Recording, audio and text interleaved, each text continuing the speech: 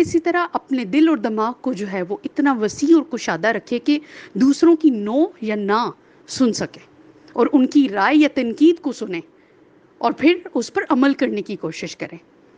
پھر آتا ہے کہ اپنے دل اور دماغ کی کشادگی کے لیے کوشش کریں اور اللہ سے دعا بھی کریں.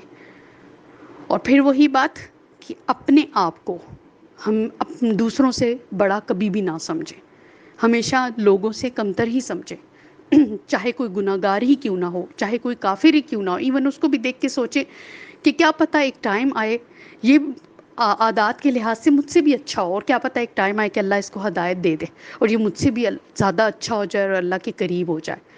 ٹھیک ہے. یا پھر اللہ اس کو اگر کوئی ایسا انسان ہے جو ناکام ہے تو اس کو دیکھ کر یہ سوچے کیا پتہ کل کو اللہ اس کو کامیاب کر دے. ٹھیک ہے. تو وہی بات کہ اپنی جو سوچیں ہیں نا، وے آف جو تھاٹ ہے نا، اس کو بدلنے کی ضرورت ہے.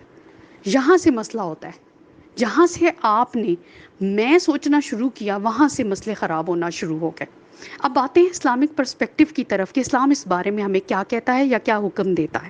قرآن میں اللہ تعالیٰ نے ابلیس کے مغرور رویے کا بہت دفعہ ذکر کیا ہے. ٹھیک ہے.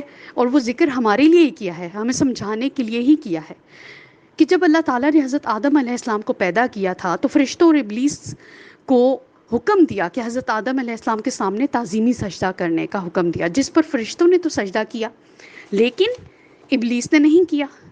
اب اس نے اس کی وجہ کیا پیش کی، جس کا ذکر سورۃ الاعراف کی آیت نمبر 12 اور 13 میں آتا ہے. اللہ تعالیٰ فرماتے ہیں کس چیز نے تجھے سجدہ کرنے سے روکا، ٹھیک ہے، یا تجھے سجدہ نہ کرنے دیا جبکہ میں نے تجھے حکم دیا تھا.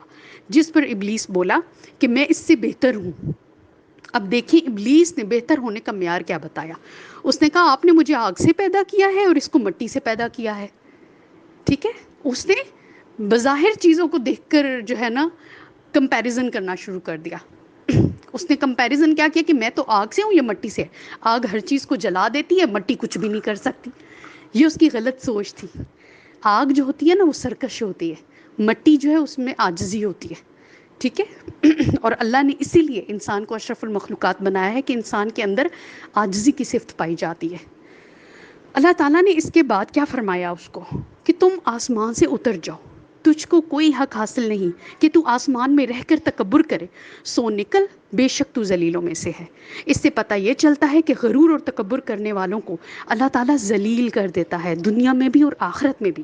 جیسا کہ ہر ایک اور حدیث میں آتا ہے کہ آپ صلی اللہ علیہ وآلہ وسلم نے فرمایا، اللہ تعالیٰ فرماتا ہے کہ تکبر، کبریائی یا بڑائی اللہ کی چادر ہے. یعنی چادر سے مراد کیا ہے کہ یعنی اس پر صرف اور صرف حق جو ہے وہ اللہ تعالیٰ کا ہے. اور اگر کوئی تکبر یا بڑائی کرتا ہے تو وہ دراصل اللہ کی چادر پر ہاتھ ڈال رہا ہوتا ہے. تو بات یہ ہے کہ جو انسان اللہ کی چادر کو کھینچتا ہے تو اللہ تعالیٰ اس کو ذلیل اور رسوا کر دیتا ہے.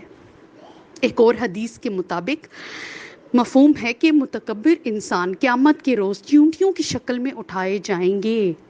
کیوں؟ کیونکہ وہ دنیا میں اپنے آپ کو بہت بڑی چیز سمجھتے تھے، اسی لیے قیامت کے روز انہیں بہت چھوٹی چیز بنا دیا جائے گا اور لوگ انہیں اپنے پاؤں کے نیچے روندیں گے. پھر ایک اور حدیث کا مفہوم ہے کہ آپ صلی اللہ علیہ وآلہ وسلم نے فرمایا جس انسان کے دل میں رائی کے دانے کے برابر بھی تکبر یا گھمنڈ ہوگا تو وہ جنت میں داخل نہ ہوگا.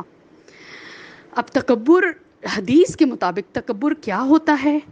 حدیث کا مفہوم ہے کہ حق بات کو نہ ماننا، یعنی سچی بات کو نہ ماننا، سچائی کو نہ ماننا اور لوگوں کو حقیر سمجھنا تکبر کہلاتا ہے.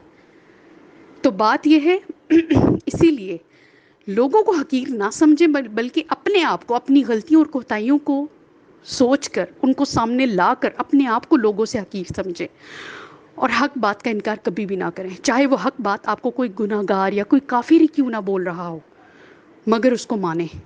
اور کیوں مانیں؟ صرف اس وجہ سے کہ اس نے بات درست کی ہے. خود اس کا عمل جو بھی ہو وہ اس کا اور اللہ کا معاملہ ہے، ہم نے اس کی بات ماننی ہے، اس نے بات درست کی ہے. اللہ ہمیں عاجزی اور انکساری عطا کریں اور تکبر جیسے کبیرہ گناہ سے بچنے کی. اور اگر غلطی سے یہ گناہ کبھی زندگی میں ہو گیا ہم سے تو پھر اس پر توبہ کرنے کی بھی اللہ تعالیٰ ہمیں توفیق دے. Stay tuned, stay positive and stay blessed. اللہ حافظ.